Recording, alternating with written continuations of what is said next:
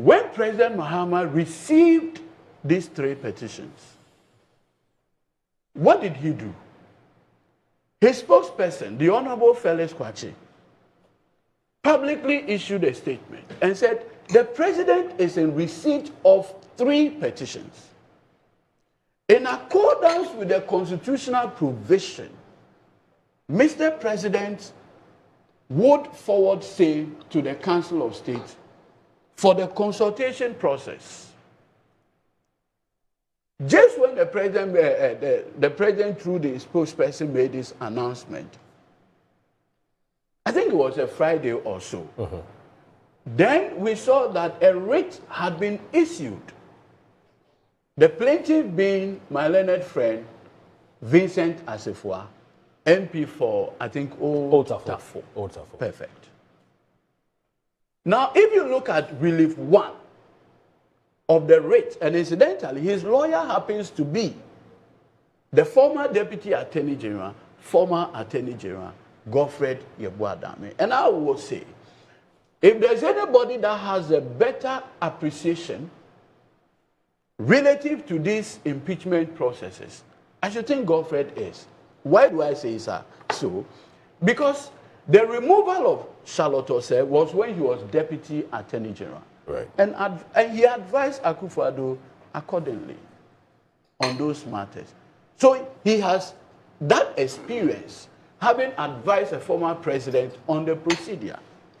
So if you look at Relief 1, effectively they say that to the extent that the president through the communication had given an indication that he's going to consult the Council of State as to whether there was a prima facie case, offense the 1992, to the extent that the CJ has not been notified.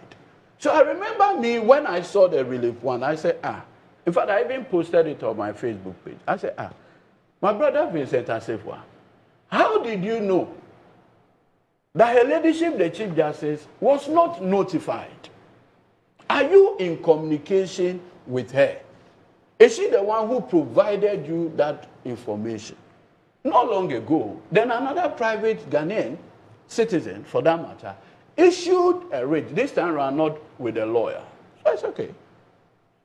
It wasn't long, then the Chief Justice herself, a communication from her to His Excellency the President came public, where she had copied, I think, the Association of Judges and Magistrates, Ghana Bar Association, and some named individuals. What was a prayer or request? That's with sackcloth and ashes. She is beseeching President Mahama to furnish her with a copy of the petitions prior to the Council of State making any determination. President John Mahama, having been properly advised, what did he do?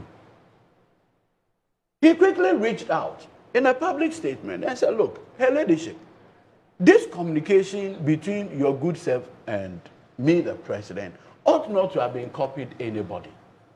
And so the president expressed some disappointment. However, whereas she had requested for 7 days, magnanimous as President Mahama is, fair as President Mahama is, and I've always maintained the level of fairness demonstrated by President John Dramani Mahama, we should be applauding him. What did he do? He said, you were asking for 7 days to prepare your response.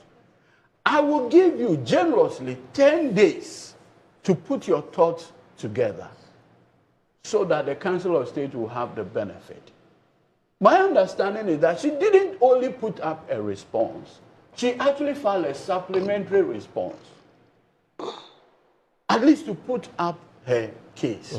Fair. Not only that, she provided her response with documents to the Council of State. My senior and I here, we appreciate when somebody issues a writ against you, and in your defense you say, I join issues with you. What you are effectively saying is that there is controversy. There is a need for determination by a judge. And that is where, oftentimes, you see that the matters are set down for trial. That is the stage where we are. It's called prima facie. So that on the face of it, it is not frivolous. It is not vexatious. In the sense that it is not like a pack of lies. The person assuming, and here I say this with caution, assuming the person says, okay, you have taken 1 cedi. Then you say, yes, it's true, I took the 1 cedi. However, this is the justification why I took the 1 cedi. What it means is that you have joint issues with the person. So now the question is, you need somebody to now make a determination that, okay, the 2 cedis you took is actually in accordance with the procedures that allows you to take 2 cedis and not 3. That is the whole essence of prima facie. Nothing more, nothing else. So at this barest minimum, what exactly has President Mahama done, which is not provided for in the 1992 Constitution? Now, I've always said, and I'll come back to quickly, I've seen a notice of motion, application for interlocutory injunction, again by my learned friend Vincent Asifua, led by his lawyer, Godfred Yeboah-Dame. And effectively, they are saying that the Supreme Court should make an order requiring President Mahama to halt the process and all the stakeholders involved. I just want to read a portion of the Supreme Court decision in Justice Paul Utaderi versus Attorney General, where in his case, he had alleged that Tiger IPI, having done their premiering and shown the video, they had undermined the constitutional provision that says that such impeachment process should be done in camera, and therefore wanted the petitions and the impeachment process that had commenced to be halted. Listen to the reasoning of the Supreme Court. Next, we believe that the attempt made by the plaintiff herein to abort the process because of the violation of Clause 8 of Article 146, the same provision, by the public disclosure of the petition and its content, brings it in direct conflict with the very constitutional provision which say the process cannot be truncated except in 2 situations mentioned already. The petition that commences the impeachment proceeding derives its validity from the Constitution. And thus, unless clear intention is expressed, that validity cannot be taken away because they are procedural infringement. This is the Supreme Court. Paul Utaderi versus Attorney General. The duty imposed on the Chief Justice, and in this case, it's the Chief Justice that does the prima facie because, he said the duty imposed on the Chief Justice to make a prima facie determination is derived from the validity of the Constitution. And that duty, by the terms of the Constitution, prevails until the Chief Justice has performed it. There is nothing in the Constitution that prevents the Chief Justice, here the Council of State, from performing that constitutionally imposed duty once the President has referred the petition to her, now to them. Do you get it? So, clearly, I want to understand, it's a quote, any attempt to stop that process will be subverting the Constitution. So, the very intervention from my learned friend, led by Godfred Yeboah-Dame, is subversive. This is what the Supreme Court said. Any attempt to stop that process will be subverting the Constitution.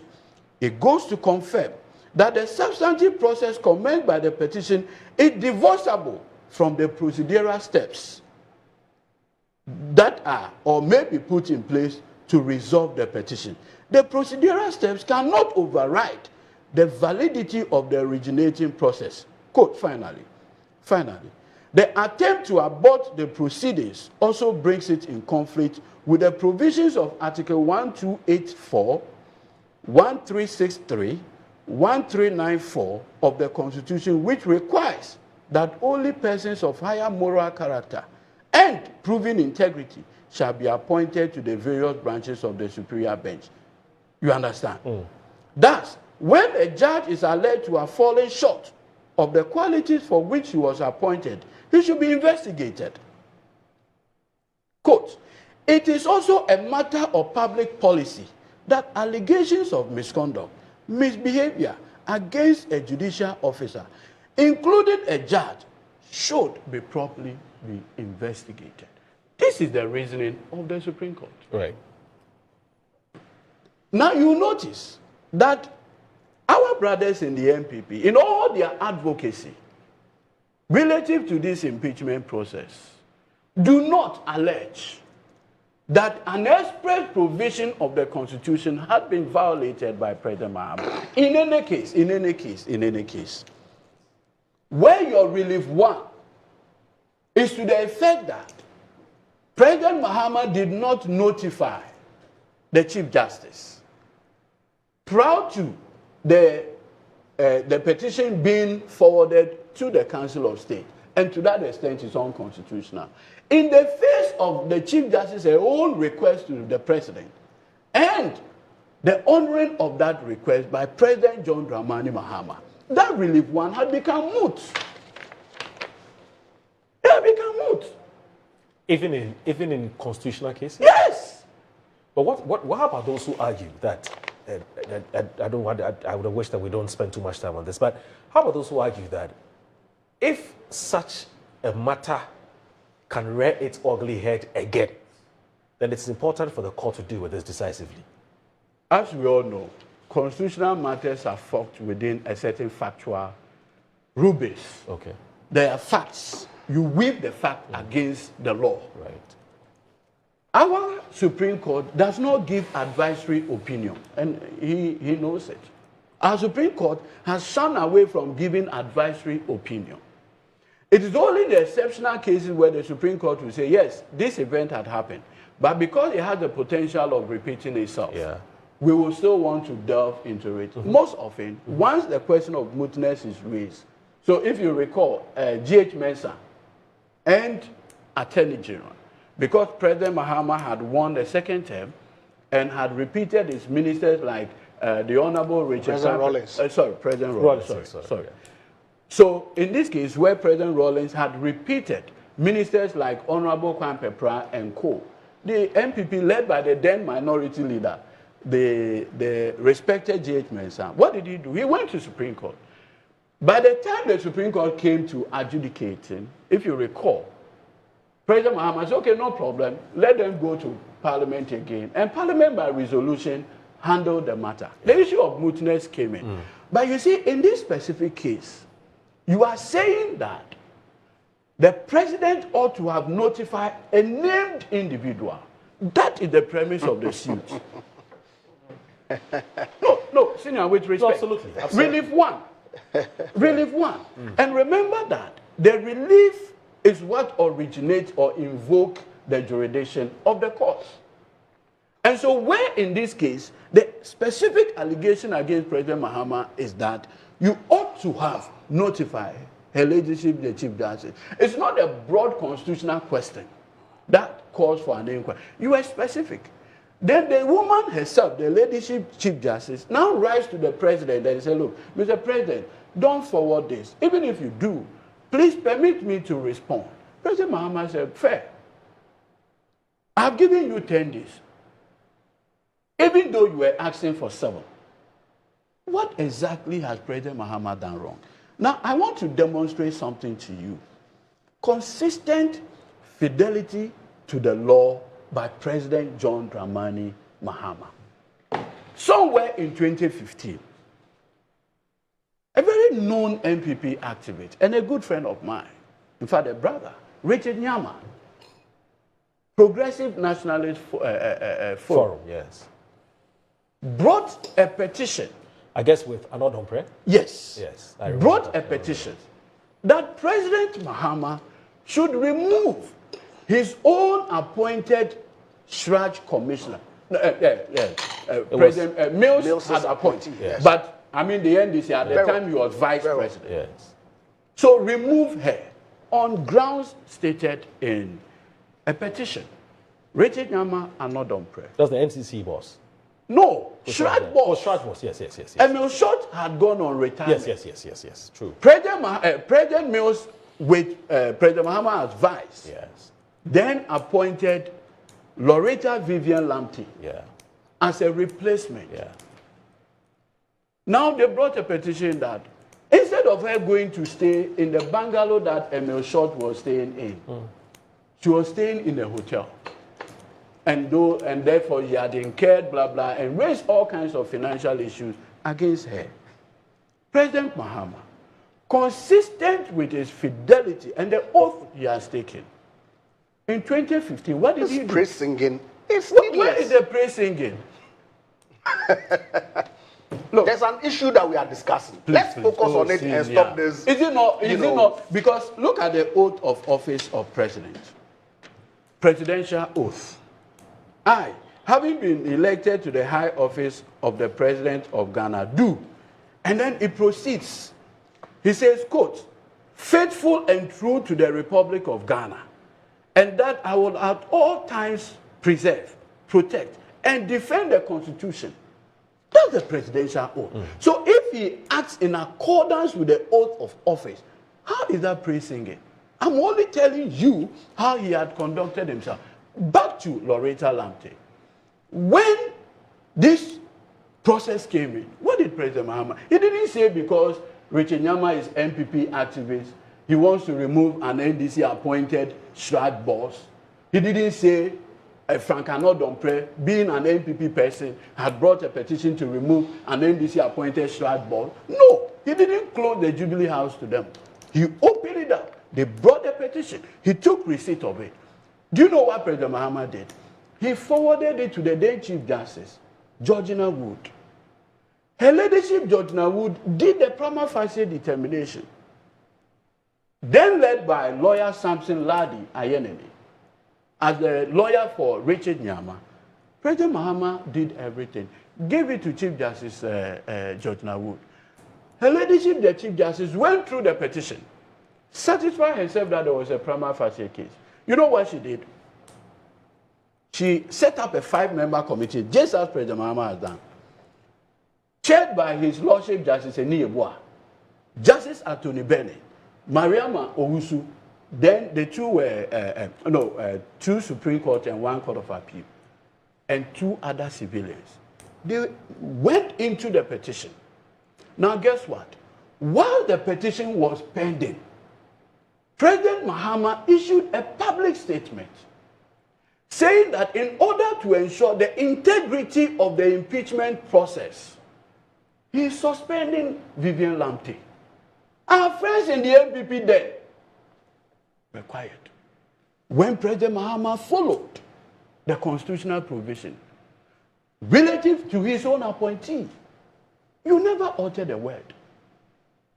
Today, President Mahama, in receipt of petition, not known political activists. I understand there is a businessman called Daniel Ofori. The last time I checked, Daniel Ofori is not a card-bearing member of the NDC, unlike Richard Nyama and Frank Domprey. If Mr. Daniel Ofori brings a petition and the president receives it, say, look, let me go and consult the wise people, the Council of State members. Where is the constitutional infraction? Look, the way our friends in the MPP have proceeded, particularly relative to her ladyship, Justice Torkornoo's, the impeachment process, is quite revealing. Is there any symbiotic relationship between the MPP as a political party and her ladyship, the Chief Justice? Because President Mahama, consistent with his conduct, removed another constitutionally protected individual, Madame Loretta Vivian Lamptey. The MPP never issued a praise statement. They never went on demonstration. Another constitutionally protected individual, her ladyship. Steps have been taken. Then suddenly, you are all over the place. Does it not betray something? Is it something there that you are not telling us? I am getting worried. Because I have felt that to the extent that President Mahama is following the Constitution, at least we should all hold on to that. Until he makes a mistake. And you see, President Mahama is not in the place of making mistakes. I've always maintained this. President Mahama is so unique. You know why? With the benefit of being MP, 12 years, minister, vice president, president, and president. On this set, I am not sure myself and my learned senior here have the said political experience in handling such matters than President Mahama. It would be a mark of arrogance for me to sit here to even remotely suggest that I am well experienced in handling such complex constitutional matters than President Mahama. And like I've indicated, he went through the impeachment process for Loretta Lamte, removed her, first suspended her, until the Eni Ebua committee made their finding, and President Mahama, based on that, removed her. Is it the case? And I'll end on this. Because I want you to. Yes. Yeah. President Mahama had put a 5-member committee, having consulted the Council of State, which His Lordship Justice Gabriel Poaman chairing it. His Lordship Justice Asiedu on that. Domlevo Yao, distinguished former Auditor General, whose removal from office by Nana Addo Dankwa Akufo-Addo was described by the Supreme Court as unconstitutional. He's on that panel. At least he has the benefit of how a person can be treated unfairly. And so, such a person will not want to treat somebody if the process does not merit it. Then you have somebody from academia. Then a person from the military. What more fair process can you? Okay, they say, the MPP say, oh, President Mahama appointed His Lordship Justice Gabriel Poaman onto the Supreme Court. Fair. At least the record shows. Who appointed His Lordship Justice Asiedu to the Supreme Court? Nana Addo Dankwa Akufo-Addo. He took him to the Court of Appeal and took him to the Supreme Court. You don't trust Justice Asiedu any longer.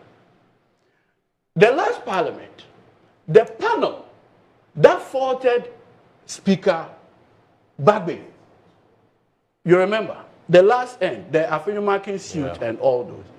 The lead author of that judgment was Justice Asiedu.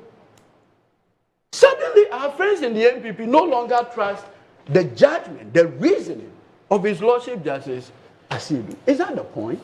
Okay.